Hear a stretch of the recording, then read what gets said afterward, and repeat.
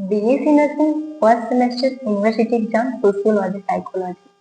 Sociology psychology समझ में ही नहीं आता ना कि इसे इजी बोलूं या फिर हार्ड बोलूं, क्योंकि पढ़ते समय तो सब याद होता है, मतलब सब चीजें समझ में आती है, लेकिन लिखना कैसे वो समझ में नहीं आता। तो आप सही वीडियो पे आए हैं। इस वीडियो में मैं डिस्कस करूंगी कौन से टिप्स, जो कि कौन से हेडिंग जो कि आपको हर एक टॉपिक के लिए आप वहाँ पे इंक्लूड कर सकते हैं। नेक्स्ट मैं डिस्कस करूंगी important question of psychology and sociology. Next हम डिस्कस करेंगे एग्जाम के टाइम पे कौन से टिप्स आपको ध्यान रखना है। एनाटॉमी और फिजियोलॉजी का एग्जाम जैसे ही आप दे देते हैं तो कौन सी गलती आपको नहीं करनी है। तो आज की वीडियो में हम लोग सारा डिस्कस करेंगे।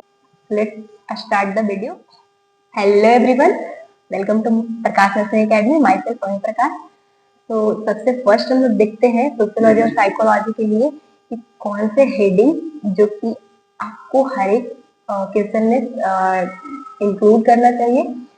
तो ये आपको स्मार्ट स्टडी के लिए बहुत हेल्पफुल होने वाला है। फर्स्ट हम लोग देखते हैं कि ये सोशियोलॉजी का, क्योंकि सेक्शन ए में आपका सोशियोलॉजी होने वाला होगा जो कि 37 मार्क्स का होगा। ये हालांकि मैं जब एग्जाम पेपर के लिए टाइम मैनेजमेंट और पेपर लेना चाहिए कि नहीं, जिससे पहले वाला वीडियो था उसमें मैं डिस्कस कर चुकी हूँ। अगर आप नहीं देखे तो प्लीज देख लीजिए, वहां पे भी मैं बता दी हूँ कि सोशियोलॉजी 37 मार्क्स का सेक्शन ए में होगा और सेक्शन बी में आपका साइकोलॉजी होगा जो कि 38 मार्क्स के लिए आपका होगा। तो ये सारा कंफ्यूजन आपका क्लियर है। तो सोशियोलॉजी में कौन से कॉमन टॉपिक जो आपको ध्यान रखने हैं, कॉमन हेडिंग जो आपको सब में डालने हैं। फर्स्ट, आप कोई भी टॉपिक हो उसमें इंट्रोडक्शन डिफिनेशन जरूर डालिए।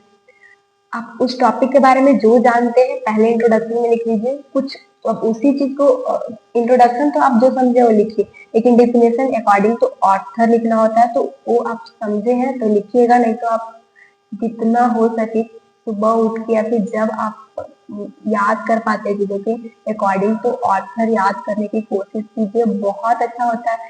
ठीक है, हमें लगता है कि हम चाहे कितना भी पढ़ ले हमें डेफिनेशन नहीं अकॉर्डिंग टू ऑथर याद रह पाता है, लेकिन आप प्रैक्टिस कीजिएगा तो होगा। और जब आप, क्योंकि एग्जामिनर इतना भी मूर्ख नहीं होता, आप लिख देते हैं वो नंबर, गलत ऑर्थर लिखिएगा वो नंबर नहीं काटेगा, लेकिन अगर आप सही ऑर्थर लिखते हैं तो कितना अच्छा इम्पैक्ट पड़ता है कि मतलब बच्चा को याद है। और वो जो वहां पे बैठा है ऐसा नहीं कि उसे याद नहीं होता, उसे कुछ कुछ आइडिया होता है कि कौन से ऑर्थर, क्योंकि वो बहुत, वो सारे सोशियोलॉजी जो चेक करेंगे उनके पास बहुत नॉलेज होता है, कुछ कुछ उनको आइडिया होता है। तो सबसे पहले टेंशन नहीं लेना। अगर याद ना हो तो आप अपने मन से कोई ऑर्थर का नाम डालिएगा, लेकिन मेक श्योर कि आप वही ऑर्थर का नाम लिखिए, बहुत अच्छा रहेगा। और ये मतलब जो एग्जामिनर है उनके माइंड पे बहुत अच्छा इम्पैक्ट डालेगा, जिससे कि आपको अच्छे मार्क्स मिलेंगे। तो अभी से आप याद कीजिएगा, हो जाएगा। और सारा डेफिनेशन इतना कोई हार्ड नहीं होता, बस समझिए और उसमें 2 बार लिखिए कि दिए कौन है। तो इंट्रोडक्शन डेफिनेशन हो गया। अब आपको डिपेंड करता है टॉपिक पे। ये जो बीच वाला टॉपिक है वो डिपेंड करता है आपके कैसा वो क्वेश्चन है। कास्ट सिस्टम में आप लिख सकते हैं कि इसका ओरिजिन कैसे हुआ, इसका नेगेटिव एंड पॉजिटिव इम्पैक्ट, ये सारा चीज लिख सकते हैं। सोशल ऑर्गेनाइजेशन डिसऑर्गेनाइजेशन की अगर मैं बात करूँ तो यहाँ पे जैसे कि सोशल प्रॉब्लम आता है, तो सोशल प्रॉब्लम जैसा कि सारा मैं पढ़ा चुकी हूँ आपको ये वाला चैप्टर, तो उसमें आपको क्या लिखना है। अगर कोई सोशल प्रॉब्लम आया तो उसमें सब में एक ही चीज होगा। सबसे पहले इंट्रोडक्शन, आप डेफिनेशन लिख दीजिए, इसकी कॉजेस क्या है, कोई भी सोशल प्रॉब्लम है तो उसकी कॉजेस क्या आएगी। इसके बाद आप लिख सकते हैं तो इससे सोशल इम्पैक्ट क्या पड़ा, सोसाइटी पे क्या इम्पैक्ट पड़ा कि इसको सोशल प्रॉब्लम बोला जा रहा है। फिर कि इसे हम कैसे रिड्यूस कर सकते हैं वो लिख दीजिए। और इसके बाद आपको लिखना है जो कि सारा टॉपिक में कवर होगा, रोल ऑफ नर्स या फिर नर्सिंग सिग्निफिकेंस या नर्सिंग इम्प्लीकेशन, कि आपको क्यों वो टॉपिक पढ़ाया जा रहा है। तो ये सोशियोलॉजी का बात हुआ।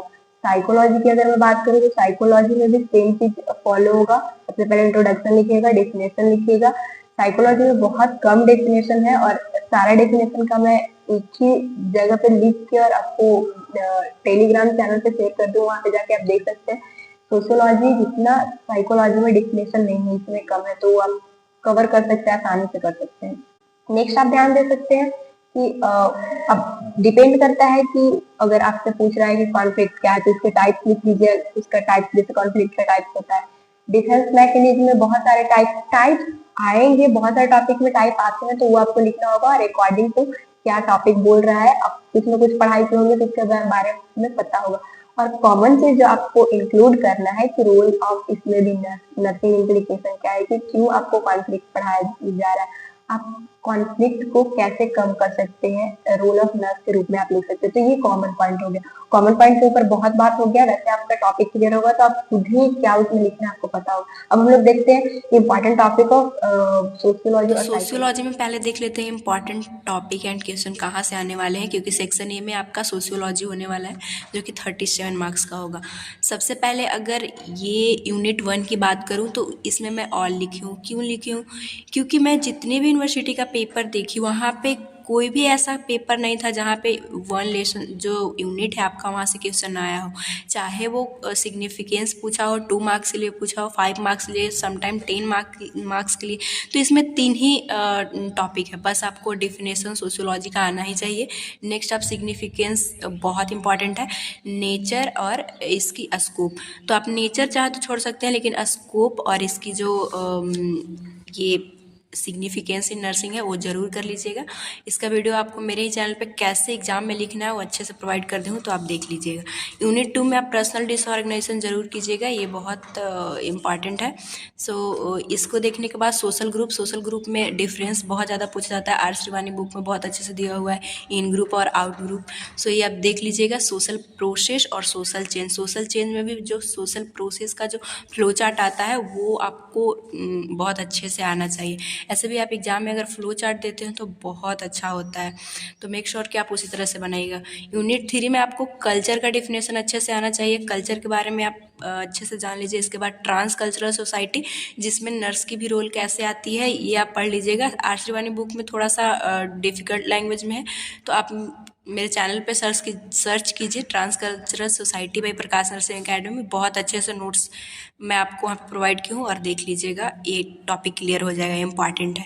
नेक्स्ट, इम्पैक्ट ऑफ जो कल्चर मॉडर्नाइजेशन जो हेल्थ पे है, ये वाला टॉपिक जरूर कीजिएगा, क्योंकि आप नर्सिंग में आए हैं, मेडिकल फील्ड में आए हैं, और हेल्थ से रिलेटेड जो टॉपिक है आप खुद से भी सेंस लगाइए, वो बहुत इंपॉर्टेंट होता है। उसकी चांसेस बहुत ज़्यादा होती है, उस टॉपिक की वेटेज बहुत ज़्यादा होती है एग्जाम के लिए, तो उसे आप ज़रूर देख लीजिएगा। और इसका भी वीडियो आपको चैनल पे मिलेगा या फिर आर श्रीवानी के बुक में अच्छे से दिया हुआ है। नेक्स्ट, यूनिट 4 में आप फैमिली के बारे में, इसका कैरेक्टरिस्टिक, फंक्शन दोनों आपको बहुत अच्छे से कर लेना है। इसके बाद आप मैरिज के जो टाइप, मोनोगैमी, पॉलीगैमी है, ये ज़रूर कर लीजिएगा। फैमिली, मैरिज दोनों इंपॉर्टेंट टॉपिक है, बहुत बार यूनिवर्सिटी में पूछा हुआ क्वेश्चन है, तो ये आपको आना चाहिए। यूनिट 5 में आपको कास्ट सिस्टम को जितना मैं ज़्यादा इम्पॉर्टेंट बोलूँ उतना ही कम है, ये बहुत इम्पॉर्टेंट है। अभी तक मैंने जितना भी प्रीवियस ईयर क्वेश्चन देखा है उसमें कोई भी ऐसा पेपर नहीं था जिसमें कास्ट सिस्टम ना आया हो। सो ये टॉपिक आपका क्लियर होना चाहिए, चाहे वो कास्ट सिस्टम का डिफिनेशन हो, पॉजिटिव निगेटिव इम्पैक्ट हो, या फिर इसके वजह से हेल्थ पे क्या इम्पैक्ट पड़ा, इसकी क्या कैरेक्टरिस्टिक थी, क्या पॉजिटिव था हमारे लिए इसको होने से, क्योंकि ये कास्ट सिस्टम इंडिया में ही पाया जाता है, ये आपको पता होगा, और कोई बाकी देशों में नहीं पाया जाता है। तो ये ज़रूर कर लीजिएगा, और इसका भी बहुत अच्छे से नोट्स प्रोवाइड कर दूँ मैं अपने ही चैनल पे, सो आप देख लीजिएगा बाई प्रकाश नर्सिंग करके, अकेडमी करके, और टॉपिक सर्च कर लीजिएगा, आपको मिल जाएगा। क्लास सिस्टम भी आपको करना ज़रूरी है, ये भी क्वेश्चन आया हुआ है, बट इससे ये कम इम्पॉर्टेंट है, बट आपको आना चाहिए। रेस का थोड़ा सा कॉम्प्लिकेटेड कॉन्सेप्ट है, बट आप वीडियो देख के समझ लीजिएगा, वीडियो आपको मेरे ही चैनल पे मिल जाएगा, लेकिन ये बहुत इंपॉर्टेंट है। यूनिट 6 में सोशल कंट्रोल इम्पॉर्टेंट है। इसके बाद यूनिट 6 जो है वो बहुत बड़ा टॉपिक है, इससे क्वेश्चन ना आए ऐसा हो नहीं सकता। इसको आपको मतलब पूरा इसका चैप्टर आपके दिमाग में होना चाहिए, कोई भी ऐसा यूनिवर्सिटी नहीं है जिसमें इससे क्वेश्चन आए।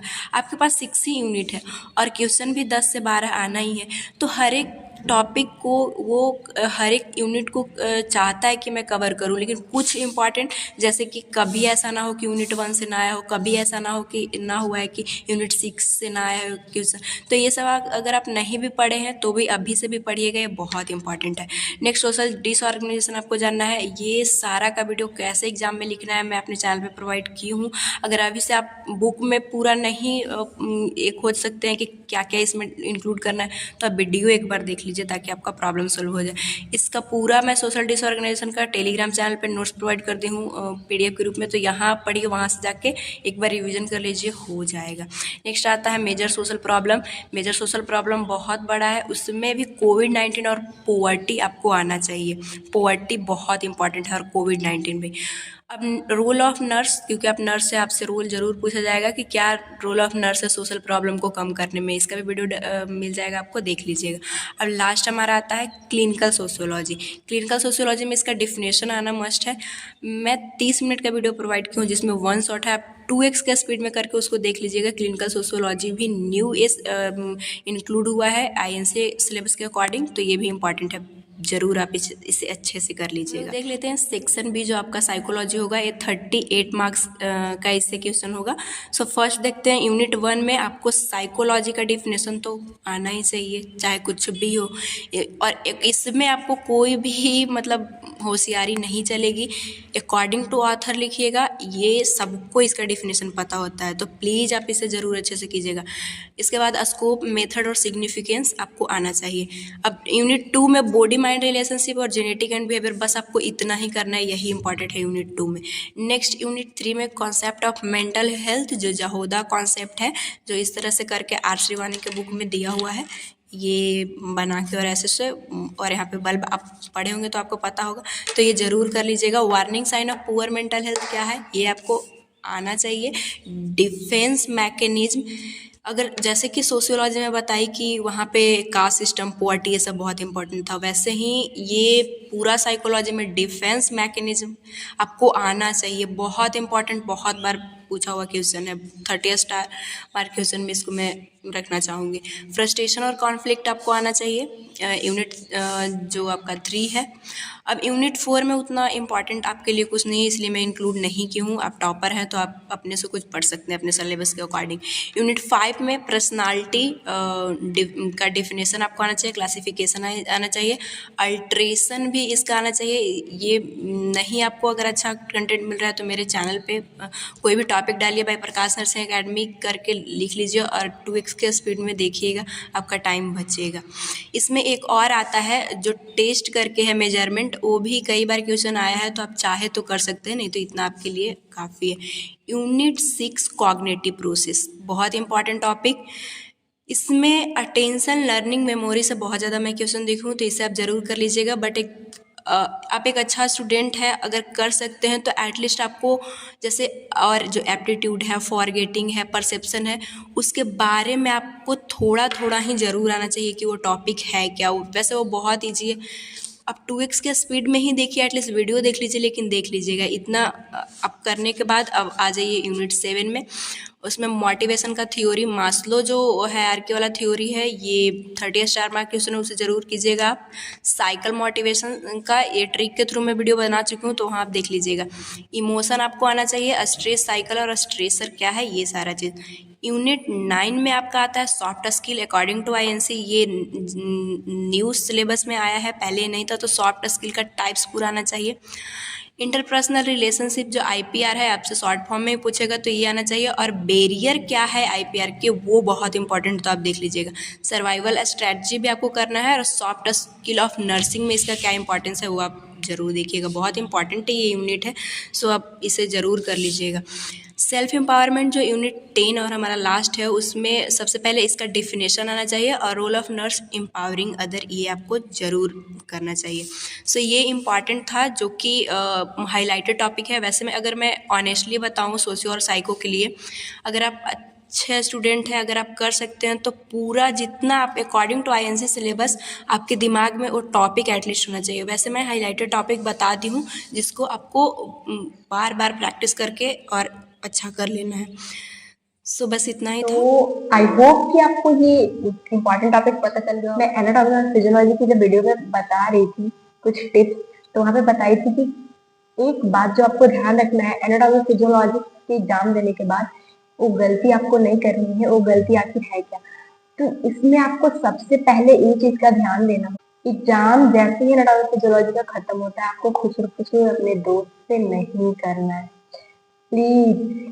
क्योंकि अगर आप दोस्त से आप बात करते हैं, आप बोलिएगा कि ये क्वेश्चन मैंने ऐसे किया, तुम कैसे की, हो सकता है उनका बहुत अच्छा गया और आपका में भी गलती हो गया, तो आप जैसे ही इलेक्ट्रॉनिक फिजियोलॉजी का खत्म होता है, आप वहां पे उसे छोड़ दीजिए। मैं सही बता रही हूँ, चाहे वो 10 का एग्जाम हो, 12 का एग्जाम हो या फिर मेरा नर्सिंग का एग्जाम हो, मैंने कभी भी क्वेश्चन पलट के नहीं देखा अभी तक नहीं, जब तक रिजल्ट आ जाए कुछ भी, जो हुआ तो हुआ, जो पढ़ना था पहले ही पढ़ लिया, जैसे हुआ वैसे हुआ, ठीक है, जो होना होगा वही होगा।